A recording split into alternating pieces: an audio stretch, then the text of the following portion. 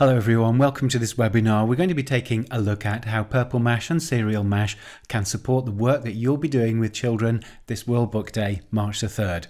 We're going to take a sneak preview into the World Book Day folder resources, which will be coming your way shortly. We're going to take a look at Serial Mash and how the wonderful books in there can engage and inspire children. We'll be taking a look at how reading journals can support children on their reading journeys, and we'll also be taking a look at the Meet the Author series of webinars that we've got going on at the moment. Let's get going quickly because I know you're all busy people. So in the World Book Day folder that's coming up this year, we've got sections on different authors here. So just diving into the first two, Charles Dickens, you can see here we've got writing project. By writing projects, what we mean is this is a writing frame that you can set as a to-do.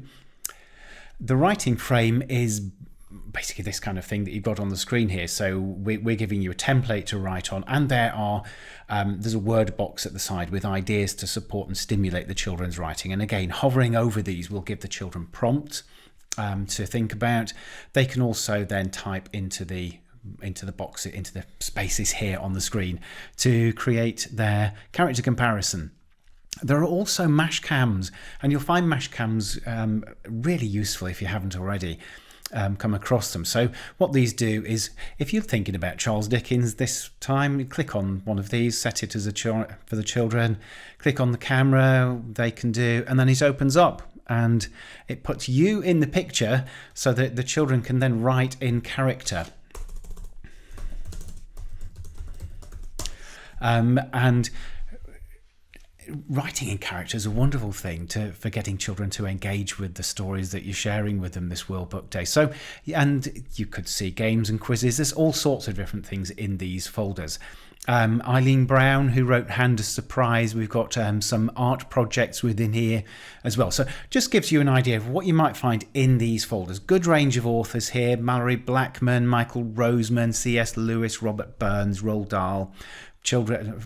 Authors that children will know and enjoy the work of very much. We've got writing projects here, story settings, ideas. We've got paint projects for younger children there, and we've got a selection of mash cams. We've just taken a quick look at those, haven't we? But some of these could fit in with all sorts of different stories that you're doing on World Book Day, and children love these. Another thing about mash cams which I didn't point out to you is that with younger children, on these, there's a red button at the top which they can use to record their voices. So I often get children to put an L for listening to the character box here, and then if I press the record button. Hi, my name's Little Red Riding Hood. Did you like my voice there? I worked hard at it, didn't I? Press the play button. Hi, my name's Little Red Riding Hood. And the children can really speak in character. Really wonderful thing to do, and I suggest you give that a try on World Book Day because the children enjoy that so much. Then at the bottom of the screen here in the World Book Day folder, we've got the usual Purple Mash creative tools. Children can respond to books in a whole range of creative ways. They can respond through making animations, respond musically using 2Sequence, perhaps make a model of something in 2Design and Make, or artistically by 2Paint, or respond in writing using the 2Publish, 2Publish Plus, or 2Create a Story tools here. I wonder, would any of those be applicable to what you're planning this World Book Day? Maybe do something like get the children to compose something and musically respond to a book. Nice idea, possibly a bit different for them. Okay, so that's a quick preview of what's in the World Book Day folder there. The next thing I wanted to show you is Serial Mash. And here within Serial Mash, you get to this from the reading button on the front page of Purple Mash here, and we click into Serial Mash, and we've got different sections. So diamonds are for younger children ages 5 to 7, emeralds 7 to 9, sapphires 9 to 11, and then we've got a section 4 which help to motivate children who maybe need a little bit of motivation. So these are all different books, and if we click into these, what you'll find is basically a library. So this is a library for younger children here, and each one of these buttons is a book. Now what we have here is, you'll see at the bottom, is a current book. So every half term we publish a book within these sections, and this is one for the older children here. You can see the library, and you can see at the bottom here our current book. So if we click onto the current book at the moment, what we can see is there are sections of chapters. So chapter 1 has the story itself and a lot of resources to go with it. Chapter 2 and the resources to go with it. You'll recognise the pattern as we go through, and we're up to chapter 7 because there's been 7 weeks. So on the current book, each chapter gets released on a weekly basis to keep the children sort of coming back and giving them a chance to respond to each chapter as we go along. Now within these, when you click onto a chapter, which you can set as a to-do, I'm just going to click to launch it though in this case, you get an attractive reading interface. The children can click through. Also, we have, if you click on the button at the top here, you can change the font size, you can change the font itself. You can click to add audio to it as well, which we'll take a look at now. So this is something on some of the newer books at the moment. So if we click on audio, you'll press play. Radio Buzz News at 7:30. Good morning, this is Anvi Kapoor. There is a growing concern over the sharp rise in theft, including personal data from clusters of households across the country. I love the way with this it highlights the words that are being read to support children, and it's great for the children to hear a professional narrator reading out loud as well. So when the children, that they can read through the chapter either with support from the audio or read through it independently. You can also change the colouring of it to support children who benefit from that. Clicking on more options, we get a wider range of colours, so we can really customise it to support any children who, perhaps through dyslexic traits, might benefit from that. You can also click print at the top. You can turn off the background and click print, so you can make it available for children who perhaps don't have access to electronic devices to read on. So really wonderful this is. Children respond to it so positively. Let's take a look at what else is there to support it. So they've enjoyed that. Well, in the newer books, there's videos. So here's the narrator, Tim. Radio Buzz News at 7:30. Good morning, this is Anvi Kapoor. So just a richer experience for the children. Then once they've gone through the chapter, you've got multiple choice quizzes in here. So with these quizzes, you can press play and you can look as a teacher what the quiz is like. So this is a multiple choice question and answer to begin with. Now, if I can play through it myself here, and I'll probably get some wrong, as you can see. What I can do as a teacher, though, is I can press stop at the top and I can see the different questions in here, see the answers. If I want to, I can click on the microphones here to add a voiceover. So if I'm setting these questions for children who might find it difficult to read it or have barriers to reading it, I can click on here and I can click on record. What didn't Morgan like about living on Fern Close? And then when we play this question, you see there's a little play button here now, which will give my voiceover.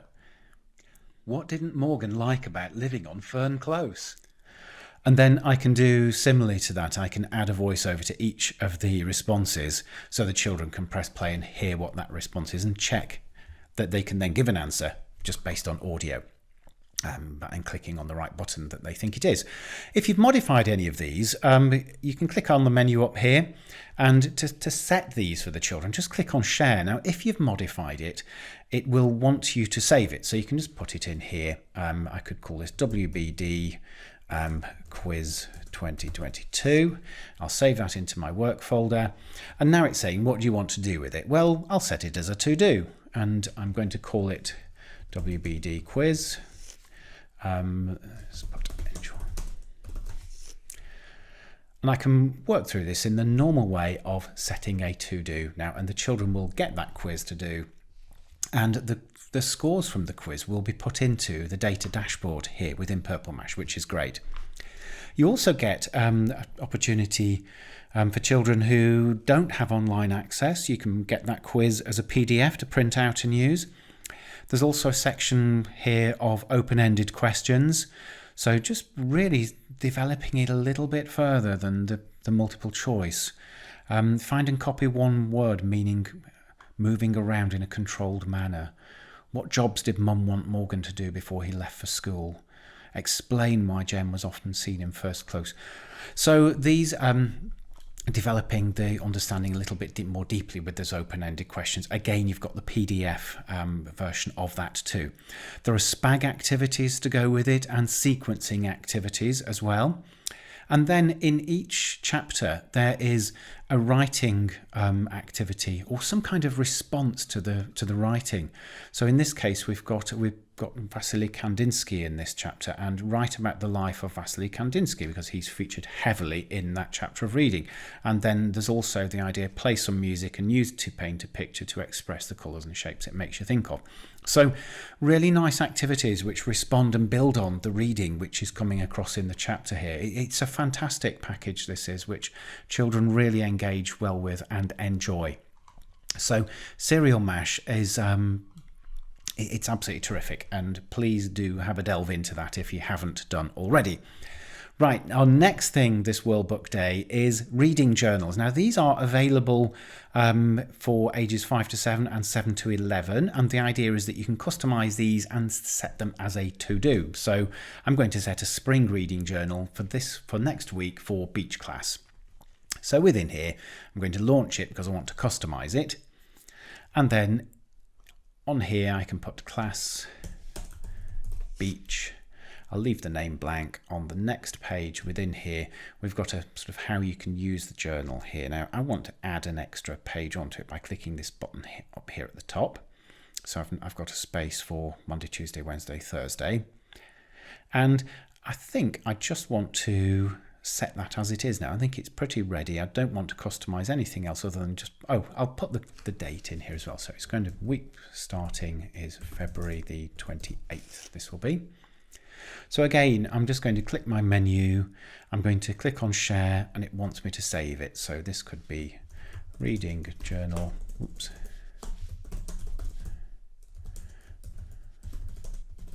reading journal February the 28th. So I'll save that into my folder and I will go ahead and,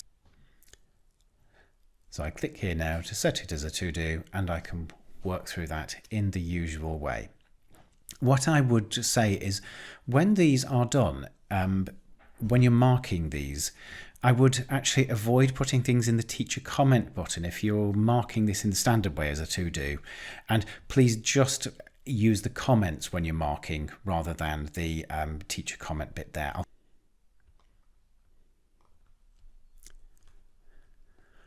So I've put a comment over here on Aaron's reading journal, and I've also written a teacher comment here on the green box on the page here. I've directly edited his work.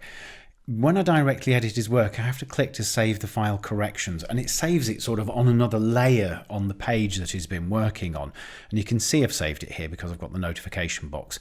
Let's take a look at how things now appear for Aaron when he opens up his piece of work, and it'll just help you to decide which of those two ways will work better for the children you're working with if you do that. So click on here, there's a new comment on the work, so let's go to it. So Aaron opens up his piece of work, and if the feedback that he gets, the only way he can see my teacher comment in the green box is by looking at it in this teacher feedback preview window. Because once he's closed that and he's gone into his book himself, it's no longer there. It existed on a sort of separate layer that I mentioned before. However, anything that I wrote in the comment box while I was marking stays here in this purple box down in the bottom corner here, which is why I think I prefer to use this if it's some feedback that the children are going to have to act on. So yeah, that's how that can work. These work really well. It's a nice way of giving children an online reading record. You can set them very easily each week in the way that I've shown you. So you have a different journal for each week and you have a different folder of children's work in the to-do for each week. I wanted to show you some of the Meet the Author webinars which have been happening, and I'm looking here at a recording of the webinar that was held with Katie Hopkins, one of the Serial Mash authors. In this webinar, Katie talked about her own love of reading and writing, what inspired her to become an author, how she writes herself, where she gets her ideas from, and then she responded to questions at the end of the webinar. Just show you a little bit. Here she's talking about some of her favourite books growing up, just to help you get a flavour of what they're all about. Charlie and the Chocolate Factory. My interest in factories and what goes on inside a factory and how mysterious they can be. That was my favourite one. Another one of my favourite books. I really liked how Roald Dahl worked with the characters in that one. I think every single character is so well thought out, from Grandpa Joe, little Charlie Bucket, who was so poor, and as a child we didn't have much money, and I could identify with Charlie Bucket. We didn't have many treats, so the idea of going into a chocolate factory really appealed. So you get the idea of this. It's really fascinating to listen to the authors, and we've got some coming up on World Book Day. So Katie's running another one on World Book Day at 11 o'clock, which is suitable for lower key stage 2 children. Then there's also one from another one of the Serial Mash writers, Michelle, who's running one at 2 o'clock in the afternoon on World Book Day, which is suitable for children in Key Stage 1. And also in the morning on World Book Day, Tim, the narrator on many of these books, is going to be talking about the art of narration as well. So, definitely, please come along and join in with one of those. They're not just for schools who use Serial Mash. Any school can come along and join those, listen to the authors, ask them questions, and hopefully, get inspired and get a love of literacy and literature through it. Right, I think it's time for us to wrap up now. So I hope that that's given you a good tour of the resources available within Purple Mash and the events that are happening this year. I hope that you and your children have a wonderful World Book Day. Thanks very much for watching.